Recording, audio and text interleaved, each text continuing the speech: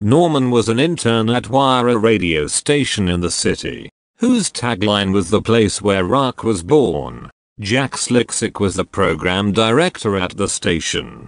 Jack stood 6'5" with slicked back blonde hair and an insincere smile that seemed to be painted on his face. Jack had told Norman to start developing an on-air personality for himself and to record a demo with all of the ideas he could come up with for a radio show. Greg Grizzler was a jockey at Wire.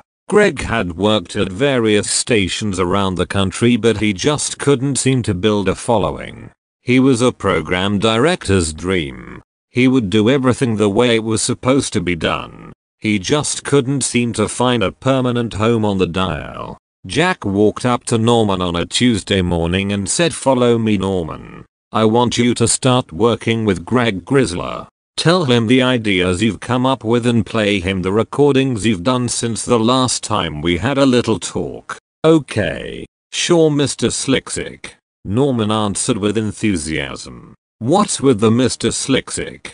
It's Jack, kid," Jack said with his signature smile. They walked down the long hallway of the station till they came to the jockey's lounge, an old stock room where all of the reel-to-reel tapes were kept. They added 2 folding metal chairs, a table, a mini fridge and a coffee maker with paper cups along with an empty glass filled with sugar packets. Hence the jockey's lounge. Standing in the doorway, leaning with his back against the wall, sipping a cup of coffee and staring at the ceiling, was Greg Grizzler. Jack walked up to the on-air personality with a smile and said, "Hey Greg, how's my favorite disc jockey of all time doing today?" Greg put his cup of coffee on the table and exclaimed, "I'm working for the greatest program director in the country. I'm in paradise, Jack. That's the stuff I like to hear, my friend," Jack said, cackling and smacking Greg on the shoulder.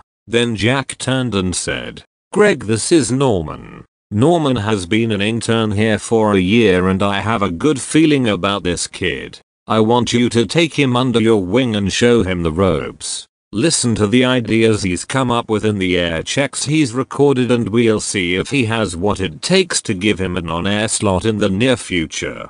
Greg shook his head and answered with a smirk on his face, "Well, alright then, Jack. We'll see what he can do." "That's what I like to hear, Greg," Jack said, and then turned to Norman saying with a grin, "Now you listen to Greg, kid, and you'll be spinning discs in no time, pal." As Jack walked away from the talent lounge, Greg turned to Norman and said, "So what you got so far, kid?" "Well, Mr. Grizzler, I thought I'd start off with the opening cut of Wire, the place where rock was born, and then say good evening. This is the voice Norman Joyce keeping you company on your moonlight ride."